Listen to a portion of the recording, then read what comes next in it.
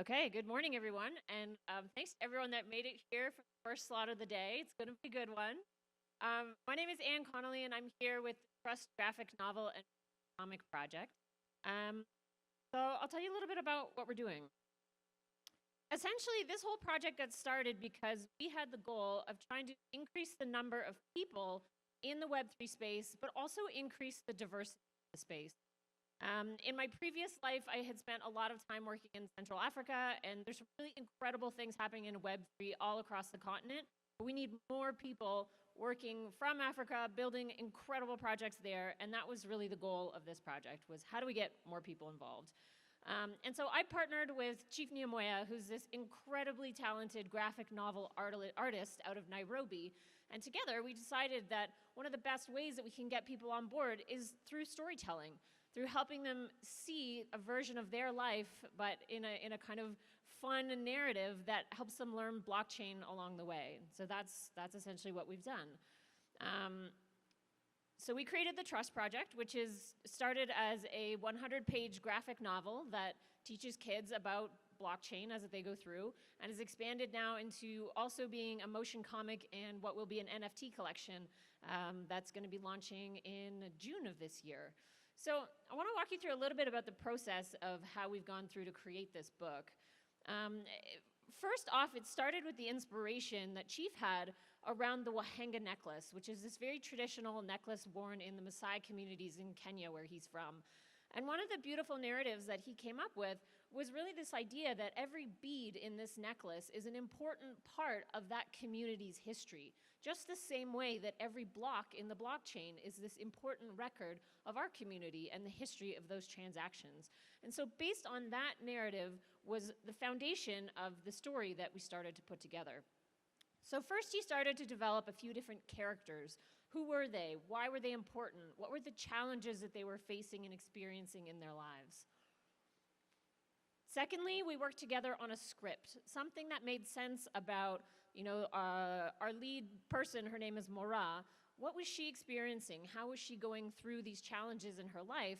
But then how do you actually weave the blockchain education throughout that story to make sure it's understandable, but also really entertaining for the audience? From there, Chief took the script and actually turned it into what we call storyboards, or these little rough sketches of each of the panels that you're going to see in the graphic novel as it goes along. So here you can see this is artwork of Mora going to visit her grandmother in her home village.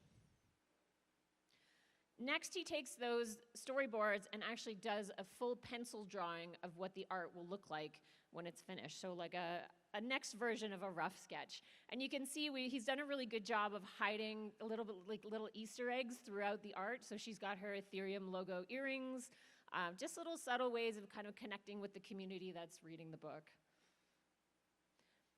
So the next stage then is Chief takes his pencil art and actually digitizes it and shades in all of the artwork. And I'll show you a little panel of what that sort of looks like.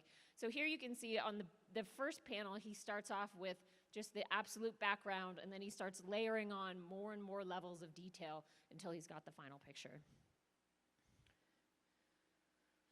And this is an example of sort of one of the panels where we've woven through this blockchain education. So we have one of our characters, Akinyi, who's this technophile, who's actually teaching at a meetup, kind of like this one, where she's teaching everyone in the crowd about what blockchains are, why they matter, and how they're actually going to impact some of the issues that they've got in their community. So for example, Max is our villain, and he's corrupt, and he's got issues that he's causing within their community. And so she's teaching them about how blockchain can actually help their community.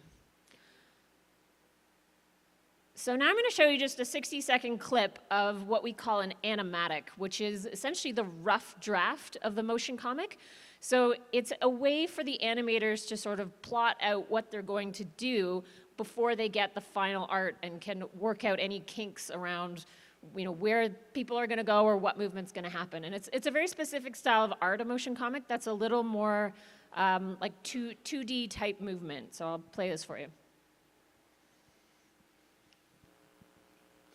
So here, Mora and Akinyi are riding their motorcycle to the Cosmos Hackathon space.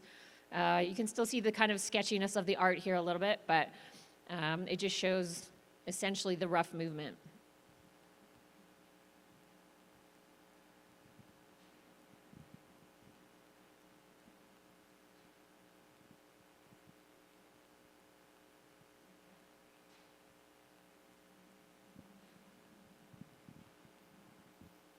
Okay, and then I'll show you now the close to final version of the, let me just make sure my sound is on here. Yeah, the close to final version of part of the motion comic.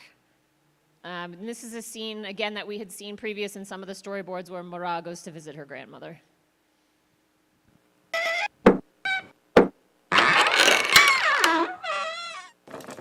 Makoro? Mara! May the Wahenga bless you more!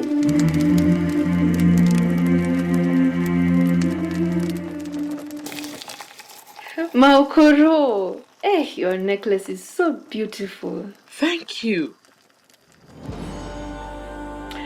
It is a map of Wahenga history over many lifetimes. A colored bead for every newborn and a white bead for each of our dearly departed.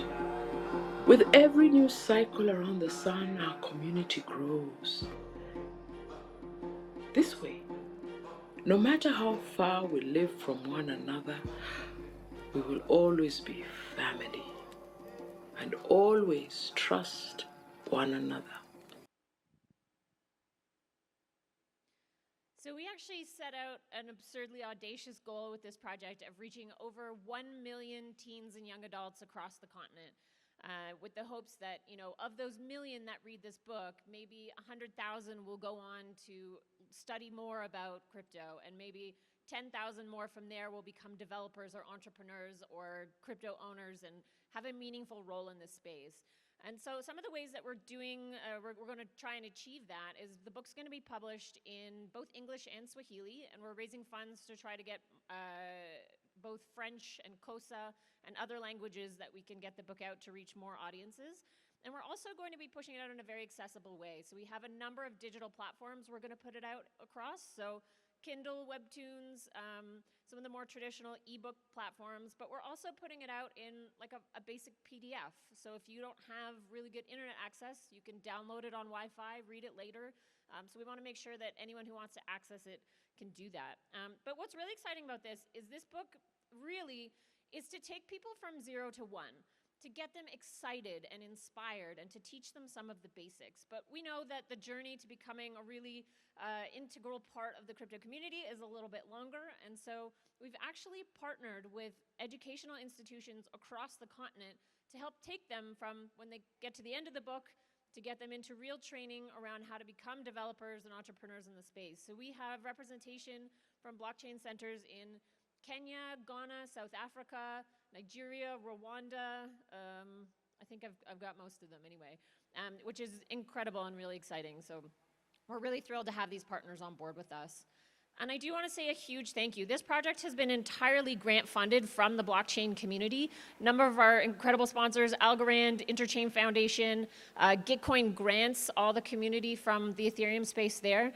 And we're still, again, we're looking for more funding to get translations done. I think that's really it. We'd love for you to read the book. It's free to read. It'll come out sometime in summer 2022.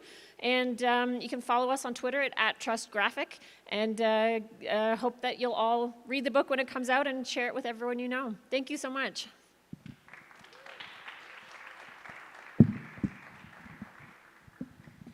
Does anyone have a question for Anne?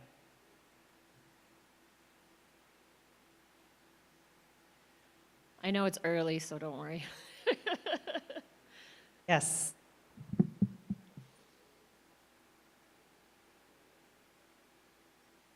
First of all, I really love this idea. I work with a demographic that's different but equally unknowledgeable. So I like the idea. You illustrated the notion of the blockchain with the Maasai necklace. What other concepts do you get across within this one story. So I just missed the last part. What other concepts? What other concepts do you get across in addition to just the concept of the blockchain and Yeah. trust in this one story? What is getting from 0 to step 1? Yeah, absolutely. So we look at everything from the basics of what a blockchain is, what is decentralization and why does that matter? We look at sending cryptocurrency and how you can do that. We look at, we highlight a couple of examples like energy, how you can do decentralized energy, decentralized voting, decentralized land rights. And then the big focus of the story is this community creating a DAO so that they can self-govern, which fundamentally is the way that they governed before the colonialists came in and tried to impose, these other governance mechanisms on them. So part of what we wanted to do was to really just drop as many little nuggets that people could pick up on and say, oh, decentralized energy, that's really cool, I'm interested. I'm going to go research more about that later. But the DAO element was really the one that we've dove into a little bit more deeply.